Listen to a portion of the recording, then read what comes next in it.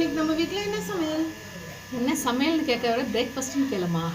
ஏன்னா எப்போவுமே மத்தியானம் தான் நம்ம எடுப்போம். ஆனால் இன்றைக்கி மார்னிங்கே எடுத்துட்டோம் சாட்டர்டே. ஏன்னா இன்றைக்கி என்னுடைய ஸ்பெஷல் முதல் கிராண்ட் சன்னோட பிறந்த நாள். இன்றைக்கி 7th பர்த்டே.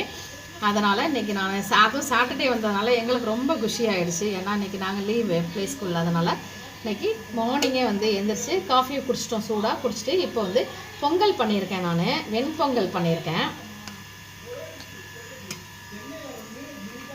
நல்லா நெய் முந்திரி பருப்பு எல்லாம் போட்டு வெண்பொங்கல் பண்ணியிருக்கேன் இன்றைக்கி. நான் நல்லா ஹோட்டல் டேஸ்ட்டில் இருக்குது இன்றைக்கி. ஆக்சுவலாக உங்களுக்கு இது பார்த்தாவே தெரியும் உங்களுக்கு. அப்புறம் சுவையான இனிப்பான கேசரி, நல்ல நெய் தளம் போட்டு முந்திரி பருப்பு பாதாம் எல்லாம் போட்டு இன்றைக்கி நெய் கேசரி பண்ணியிருக்கேன். அப்புறம் எப்போவுமே வடை செய்வோம். இன்றைக்கி நான் ஒரு சேஞ்சுக்காக போண்டா பண்ணிட்டேன். நான் ஏன்னா சரி எப்போவுமே வடை தானே செய்கிறோம் அப்படின்னு சொல்லிட்டு போண்டா பண்ணிட்டேன். சாம்பார், பருப்பு சாம்பார், துவரம்பருப்பு சாம்பார். அவ்வளோதான் இன்றைக்கி நம்ம வீட்டில் பிரேக்ஃபாஸ்ட்டு, பர்த்டே பிரேக்ஃபாஸ்ட்டு.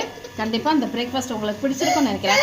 நீங்களும் இந்த மாதிரி பர்த்டே அப்படி இந்த மாதிரி ஒரு ஸ்பெஷல் ஒகேஷன் வந்துச்சுன்னா, வீக்கெண்டாக இருந்துச்சுன்னா இந்த மாதிரி குழந்தைங்களுக்கு செஞ்சு அசத்துங்க. அவர் ஆக்சுவலாக இங்கே இல்லை, அவர் ஃப்ரான்ஸில் இருக்கிறாரு.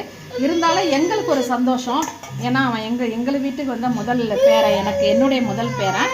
அதனால் அவருக்காக செஞ்ச ஸ்பெஷல் பிரேக்ஃபாஸ்ட்டு.